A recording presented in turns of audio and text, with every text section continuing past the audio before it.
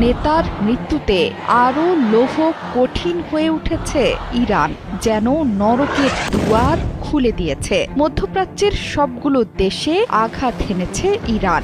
এর বাইরে প্রথমবারের মতো ইউরোপের দেশেও ছুটে গেছে ইরানের শক্তিশালী মিসাইলের বহর। সেখানে অবস্থান করছিল হাজার হাজার পশ্চিমা সেনা। ইরান এখন ক্ষিপ্ত সিংহের মতো একের পর এক আঘাত হানছে শত্রুর ডেরায়। সব বিশ্বাসঘাতকদের দম্ভ অহংকার চূর্ণ বিচূর্ণ করে দিচ্ছে এক পলকের মধ্যে।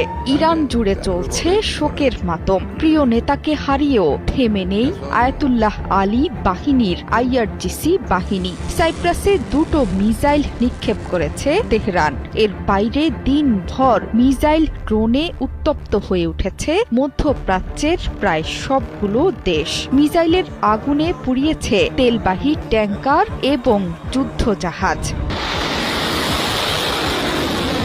ব্রিটিশ প্রতিরক্ষা মন্ত্রী জন হেইলি বলেছেন, সাইপ্রাসে ব্রিটিশ ঘাঁটি লক্ষ্য করে নিক্ষেপ করা হয়েছে 2টো মিসাইল। সেখানে হাজার হাজার ব্রিটিশ সেনা মোতায়েন আছে। প্রতিরক্ষা মন্ত্রী বলেছেন, এগুলো সরাসরি সাইপ্রাসে থাকা ব্রিটিশ ঘাঁটি লক্ষ্য করে ছোড়া হয়েছিল। তবে মিসাইল নিক্ষেপ বুঝিয়ে দিচ্ছে এই অঞ্চল জুড়ে ব্যাপকভাবে আক্রমণাত্মক আচরণ করছে ইরান। শনিবার ইরানের হামলা বাহরাইনে অবস্থানরত ব্রিটিশ সৈন্যদের কয়েকশো মিটার দূরে আঘাত হেনেছিল।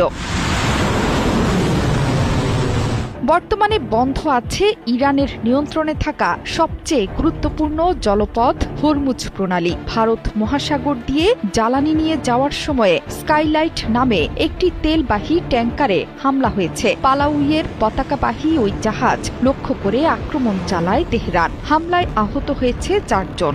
ওমান জানিয়েছে দেশটির দুকম বন্দরেও আঘাত হেনেছে 2টো ড্রোন।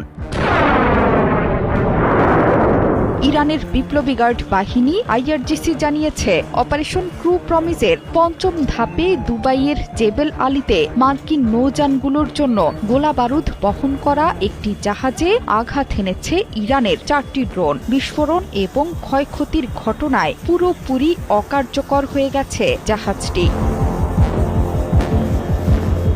এছাড়া কুয়েতের আবদুল্লাহ মোবারক এলাকায় মার্কিন নৌঘাঁটিতে 4টি ব্যালিস্টিক মিসাইল এবং 12টি ড্রোন আঘাত হেনেছে। ধ্বংস হয়ে গেছে সেখানকার সব স্থাপনা। সেখানে মার্কিন বাহিনীর বিপুল সৈন্য হতাহতের খবর দিয়েছে তেহরান। বিশ্বের অন্যতম ব্যস্ত দুবাই